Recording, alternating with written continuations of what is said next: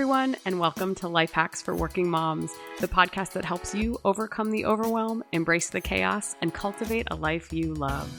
My name is Megan Strand, and it's so awesome to be here with you today. A few weeks ago, I took to my Facebook page to ask you what projects you knew you should be tackling, but just didn't know where to start. And one neglected project that kind of rose to the top had to do with your photos. People said things like organizing all my photos or sorting and printing my pictures and creating yearly memory books for my kids. And I can absolutely relate. I feel like I'm sitting on a mountain of photos that just kind of exist. So today, I'm calling in an expert. Laurel Sittig is the Editorial Manager for Photojojo, which is a blog and online store for photography gear and really cool photo ideas. Hey, Laurel. Hi, Megan. Thanks so much for being here today to help us tackle this tsunami of photo issues that we apparently all seem to be struggling with. Yeah, I'm excited to talk about it. So let's start out by talking about why we're so overwhelmed with organizing photos. Like, what is the deal? Why do you think this is happening to all of us? Yeah, I think it definitely ties to everyone having a camera in their pocket these days. It used to be, you buy a roll of film for your birthday party or something, and that's the only photos you take for a few months. But now, ever since the first digital cameras, there's no worry in taking more and more photos. They're just going to take up a little bit of space on your computer. It's no problem. So you take like 5 photos of one outfit just to make sure you get a good one. And so then people started taking more and more photos once digital came in. And now that all of our phones have a camera, we're taking even more photos because you get a, particularly beautiful latte art on your coffee and you find yourself having a mini photo shoot. I always feel like I'm doing okay if I'm, like with my actual camera, I'm doing okay if I can download them to my computer. Mm-hmm. But that's not really that helpful either, because then you just have like thousands and thousands of pictures. So how do you organize your photos, and how do you recommend people approach this sort of mountain of data that we have that happens to be photographs? Yeah, I think thankfully these days it's getting a little bit easier than when we initially would just plug in a digital camera and have a ton of files show up. Because there's some services that are here to help you out. I think enough people have been having these same problems that right. They've come up with some solutions. So the easiest one and kind of my default fallback is just to use the Photos app on a Mac computer. It's they used to call it iPhoto. They just changed the name to Photos, but it's the iPhoto we all know about. That one's really easy because you just when you take photos on your iPhone, you can have it sync to there. When you plug in a digital camera, it'll ask you if you want it to go into the photos. And it's just one place that, keeps your photos all together, organizes them by date, or sometimes they'll put them into events if they can tell you took a whole bunch of photos at once. So it's kind of I initially wrote the laziest solution, but that's not very nice to myself who uses it. But it is kind of the easiest if you're just like, I don't have any time for this. I want it, as simple as possible. And you happen to have a Mac, then you can use it. But then, of course, that's not for everyone because not everyone's using an iPhone with a Mac. And that's, I think, the biggest downside to photos is that they're very much tying you into the Mac universe. Right. And it can be hard to get to your files later if you just want one photo for something. So it has a couple drawbacks, but it is very simple if you just want a quick solution. And then are you using that? Because I use iPhoto or whatever it's called now. What is it called? Photos? Just Photos, yeah. Okay. I use Photos. I probably haven't upgraded my operating system to even to have Photos yet. But so, and I do find that helpful, particularly because it organizes it by date. And you're right, it kind of clusters them together. But what about, I know you can do, tagging of people and all of that good stuff, but it's still, you still end up with like slightly more organized thousands of pictures at the end of the year or what have you. One thing I've done that I feel like is helpful is just create a separate album for like the best pictures of the year. So as I'm downloading them, I'll be like, okay, these are really good pictures. Then when I go to create a photo book at the end of the year for my family or whatever, they're there, or at least most of them are there. Yeah. Are there other sort of hacks within Photos that you feel like are useful for people to try to organize the mass chaos? I think just like staying on top of it is Yeah. unfortunately the number Right. one thing. Because you're right. If you go at the end of the year to make a photo book and you don't remember the exact date that you took some really great photos of, your kids' play or something. I guess you probably remember the date of the play, but something Don't a be little so bit sure. less. Yeah, right. They'll be hard to find. So, taking time every month or so to, pull out favorites or, I think your simple solution of just having one album to like just drag photos into when you see a really good one to know that you want to save it. And then what about, here's another challenge that I've run into before. So say I go on a camping trip with 4 different families. And we all have our photos and I've uploaded them dutifully to Photos, but now I want to share them with other people. Do you have any solutions for like if you go on a joint trip and you want people to see your photos? Yeah. So Photos for Mac, you can connect to iCloud. Photos itself is, it's free. It's free-ish because you have to own a Mac. So if you really want it, you're gonna have to buy a new computer. But if you already have it on your computer, it's free. You put your photos there and organize them. But you can pay a monthly fee to store your photos on iCloud, and then they're on the internet. So you can send someone a link to look at an album, or even on your phone, you can share albums. So a friend can put in their photos and you put in your photos. The Photos app from Mac does have that feature. And I also wanted to chime in if somebody's listening and going like, but I don't have a Mac. Yeah, absolutely. There's also, you can use Dropbox as a similar thing. It's also online, but they do have an app for your phone called Carousel. So it's a little confusing. You're storing your photos on Dropbox, but you download an app called Carousel that looks kind of like the Photos app on your iPhone, or just like wherever your photos are stored on an Android phone. The app Carousel organizes them also by date and stuff. And since that one's all linked in Dropbox, like your photos are all online, it's really easy to share with friends or have friends like put their photos into your Dropbox. Can they do that? They can put their photos into your Dropbox then? Yeah. Using if Carousel. you Okay. have a shared album, you can both contribute. Yeah, that's really helpful because you're right. Not everybody has a Mac at all times that you can that you can all be on the same iCloud account. And so what about any advice on backups? Because the other thing, I had a friend that told me to back up my, at the time, iPhoto library. Yeah. But now I'm like, where did that go? Like, I know it's still there somewhere, but how do you recommend people backing up their photos? Yeah. So there's a couple of ways to back up your photos. You can back up in the cloud. So like I said, if you're paying for iCloud through Photos, then it's all your photos are going up to the internet. So if your laptop like falls into a lake, it's okay because it's not super okay, but your photos aren't gone.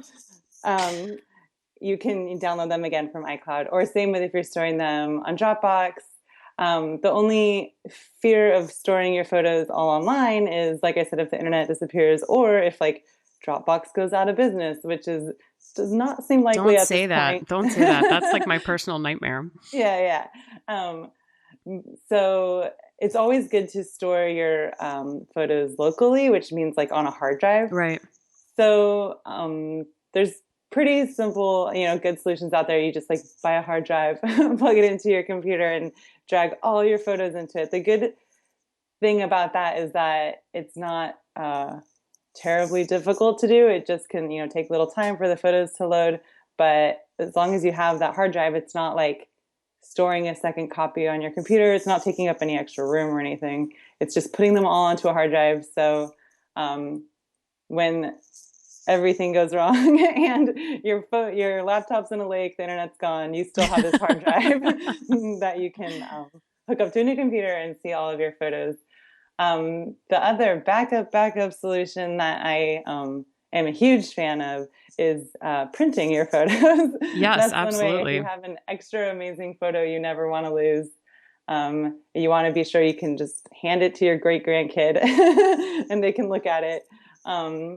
Then print it out. That's a good way to make sure that your photos stick around. Right. No, and that's sort of the really fun part of what we're going to talk about today, because Photojojo has lots of really cool DIY and ideas for things to do with your photos. And I feel like if you're interacting with your photos more often to do fun things, whether it's gifts, which we all know photos make the best gifts, especially for people like parents and grandparents who, probably don't need a lot of, I don't know what, Nordstrom gift cards. They would rather have a photo.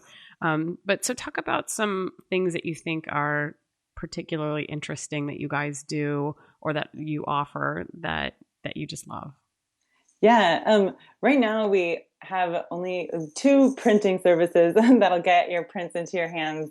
One are engineer prints, which they're called engineer prints because we print them on giant printers that are made for engineers who are printing out blueprints and things. Like a plotter. Yeah. So the papers are really big. They're 3 feet wide, and then we make your photos actually 3 feet by 4 feet. So it's really big photos. They're in black and white and kind of lo-fi because that's how these printers are not made for photos. They're made for, other work. But it's just a really fun, high impact way to get a giant photo that you can put on your wall. And the cool thing about them is that they're not too expensive since they're on lightweight paper that you can put up with some cute washi tape or just a couple of clips. And it's just really a simple way to make a statement with a giant photo. That's awesome. Yeah. And do people end up framing those, or do they just clip them or hang them or whatever? Are they more a temporary thing, do you think? Yeah, I think they're more like somebody's birthday party. Yeah, for a birthday party, it'd be awesome. You could fill a room with giant faces. Yeah, since they're on paper, it's kind of their nature that, and I guess all photos are on paper, but a lightweight paper. Yeah. That you can tape them up to the wall. I mean, I've had one over my couch for 6 months now. I really like it. But it's just kind of fun that you don't have to buy a big old frame and get it, professionally mounted and all these things, which would normally just add to the to-do list and maybe never get done. I love it. So what else? What other DIY projects have you talked about or blogged about? You guys have a great blog that has lots of great ideas on it too. What are some of your favorites?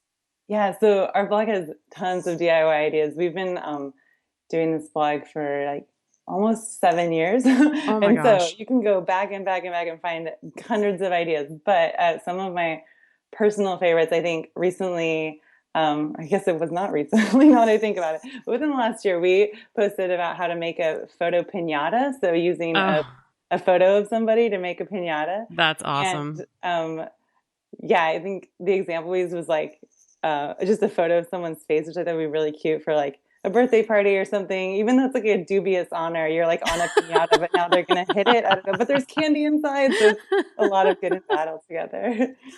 And then awesome.